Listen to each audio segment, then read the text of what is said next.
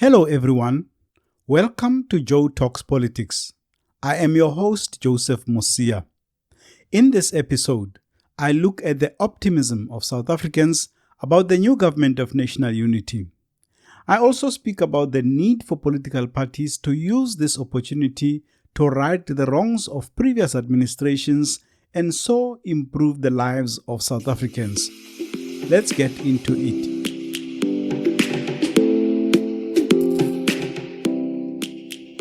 When one listens to ordinary South Africans, whether on radio, television, or social media, there is a sense that people have renewed hope.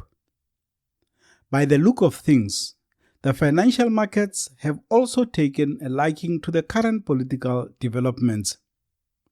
Since the ANC announced the formation of a government of national unity and the constitution of the leadership of parliament, the rand has strengthened significantly and the markets have been moving upwards. There is growing momentum as more parties join the GNU. The decision of Bantu Holomisa's UDM to join is especially significant. He was among those in the so-called Progressive Caucus led by the EFF who were insisting that they would not take part in the GNU if it included the likes of the DA and the Freedom Front Plus. South Africa has experienced a decline for 30 years as voters entrusted the Party of Liberation, the ANC, with governance in the hope that they would deliver the country from the misrule and divisions of apartheid. The disaster is out there for everyone to see. Local government has virtually collapsed where the ANC governs. Basic services are non-existent, and in some areas, residents are involved in refuse removal, water provision, and fixing roads. The decline of once world-leading state-owned companies like Eskom, South African Airways, Denel, and others can be directly linked to the failure of governance. Whether it acknowledges it or not, the ANC was at the center of state capture. Today, Jacob Zuma stands alone as the symbol of this malaise. In truth, however, this phenomenon would never have succeeded without the party actively participating or at best looking the other way. On May 29, voters had their say.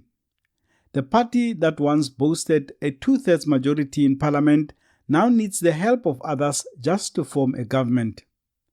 That is hard luck for the ANC and thumbs up to the people's power. Parties in the GNU will do well to look back at the missteps of the ANC.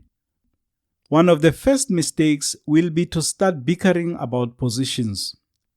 Indeed, some parties in this new arrangement have shown an unhealthy attachment to positions. Shortly after the last municipal elections, Gayton Mackenzie of the PA was on TV boasting about which municipalities they would control and what positions they would occupy. Their record in coalitions has not been a model of good governance either. He even became mayor of the Central Karoo District Municipality in the Western Cape. That did not end well. As for the larger parties, the ANC, the DA, and the IFP, there is always a temptation to try and use your numbers to justify why you deserve so many cabinet positions and so forth. If it is a government of national unity, it means the parties will have to learn to live with one uncomfortable truth. There will have to be a lot of compromises. Obtaining 40% of the votes in the elections does not mean you will necessarily end up with 40% of cabinet positions. Just because you are joining the GNU cannot translate into an automatic position in the executive either. As President Ramaphosa likes saying nowadays, the people have spoken. They have said they are tired of policies and practices that have failed to bring them jobs, basic services, education, health, basic infrastructure, as well as safety and security. There is renewed hope that the political parties will, for once, combine their resources, talents, and energy to work for the improvement of all our lives. There has never been a better time for the ANC and Ramaphosa to make a clean break from the past and pursue a path of renewal. Not the renewal of the ANC, but the renewal of a commitment to do right by the people.